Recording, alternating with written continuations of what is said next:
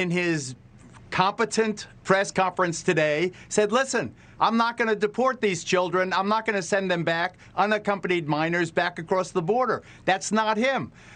You know, you can argue with the policy. You can say that Trump's hard line was much more effective, but Joe Biden says, I'm compassionate. The United States is compassionate. We're not going to expel children. That's just his bottom line. But here's what happened.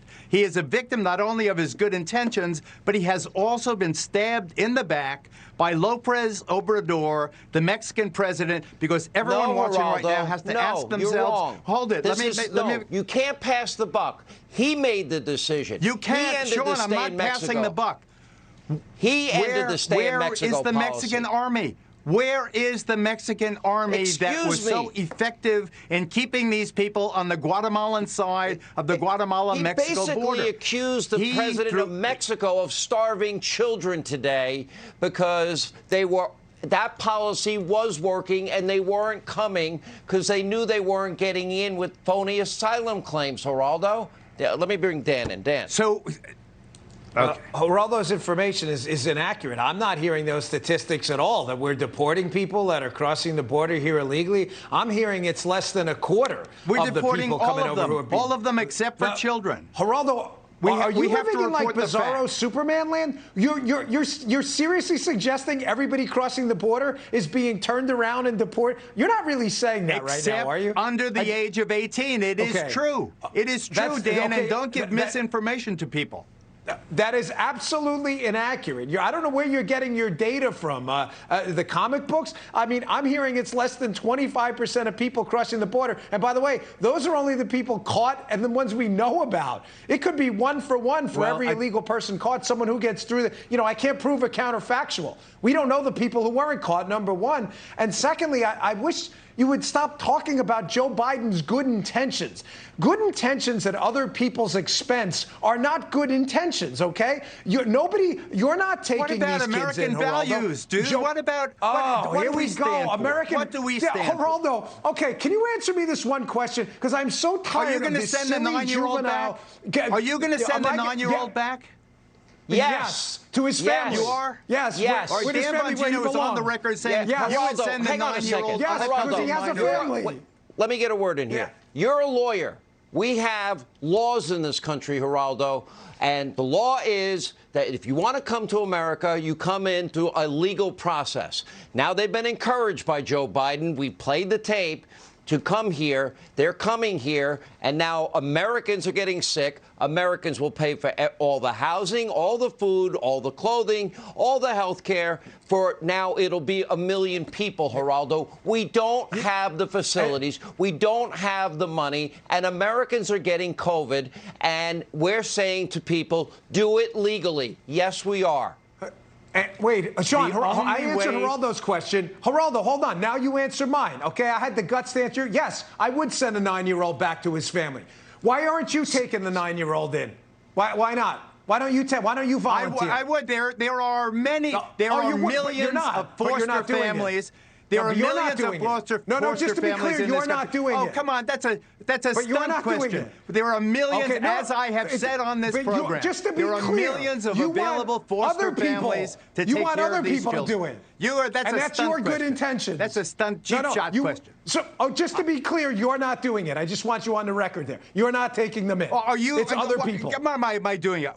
You want to take in? Take in anyone you want to, Dan. It's a free country. There are plenty of families that would eagerly take these children in. Yeah, I get it. You want other people's good intentions, but just not yours. I understand. I get it. All right. Thank you both. When we come back, more scandals surrounding zero-experience Hunter Biden. Wow, wait till you hear this one. We have the latest details. We'll be joined by Dana Lash, Greg Jarrett, straight ahead. You can't watch, listen. Get the latest news, business, and news headlines on SiriusXM. Anytime, anywhere. Fox News Audio on SiriusXM. America is listening. And tonight, another huge burgeoning scandal surrounding zero-experience Hunter Biden, as Politico now reports that back in 2018, Hunter and Biden's daughter-in-law, Haley, were involved in a bizarre incident where Haley allegedly took Hunter's gun from his pickup truck and threw it in a trash can behind a Wilmington, Delaware store, only to have it returned later. They found it mysteriously gone when they went back to find it. It was missing. And get this, apparently the Secret Service, they then intervened in the incident. They approached the store owner where Hunter bought the weapon, demanding the paperwork of the sale, which rightfully the owner refused to turn over. Now, also according to the report, Hunter responded no to a question on the gun transaction paperwork that asks, are you an unlawful user of or addicted to marijuana or any depressant, stimulant, narcotic drug, or any other controlled substance? Wow. So many questions that do need to be answered. We'll continue to follow the story, but of course, don't expect transparency from the Biden White House on this matter, because yesterday, circle back, Jen Psaki claimed she never even saw the report about Hunter and the wire transfer, the Russian oligarch, the First Lady of Moscow, $3.5 million that was wired to his firm. Maybe she should read the Senate report laying out all of Hunter's nefarious dealings overseas in China, Ukraine, Kazakhstan. She'll learn a lot, and she won't have to circle back so much. Joining us now, nationally syndicated radio talk show host Dana Lash, Fox News legal analyst Greg Jarrett. All right, Greg, let's start on the legal side first. Because, number one, you're just not allowed to dump a gun in a garbage can. It ended up being found by somebody who rightly turned it in, thank goodness, and it was near a school. What laws do you see potentially broken here or likely broken? Well, stashing a gun near a school, children across the street, under Delaware law, that's a crime, endangering minors. And yes, Sean, no one was arrested. Then you've got Hunter Biden apparently being less than truthful under penalty of perjury in a sworn statement when he purchased the gun about addiction and drug abuse. And yet, nobody was charged. Hunter Biden was not charged. But equally disturbing is the Secret Service appears to have intervened without cause, authority, or jurisdiction. What were they doing walking into the gun shop? They weren't protecting the Bidens at the time, flashing their badges, demanding to see and confiscate the records there in the gun shop. Was this an effort to bury and suppress and cover up evidence of wrongdoing? Were they there to protect Joe Biden in his run for the presidency? You know, the good news is that no children and nobody was injured by a loaded handgun that was stashed near a school. But it's no wonder that Americans, view law enforcement all too often as affording preferential treatment to people in high positions of government. There's no trust in the government. There's little trust in law enforcement. Dana, your take on all of this. Now, we are both gun enthusiasts. I've been a pistol marksman, as I've stated many times, since I'm 11. But I will tell you, those of us that do own firearms and believe in the Second Amendment, we also believe in safety.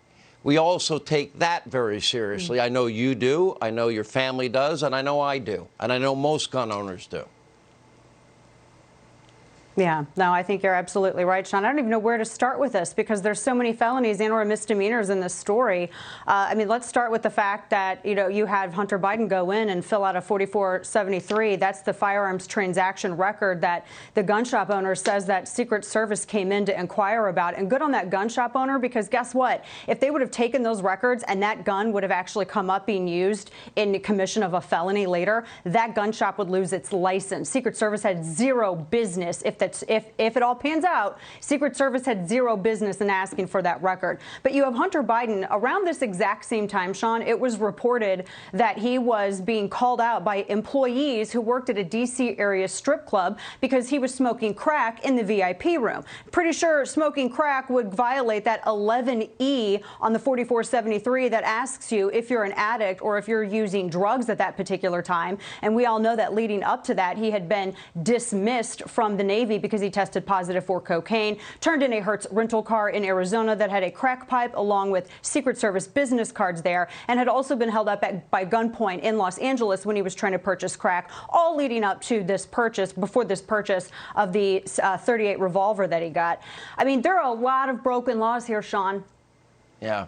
By the way, if you're conservative, you're going to get arrested and put in jail for jaywalking. If you're a liberal, you get away with everything. Great analysis, both of you. Thank you, Dana. Thank you, Greg Jarrett. And coming up, Seth Meyers decided to take a shot at us last night.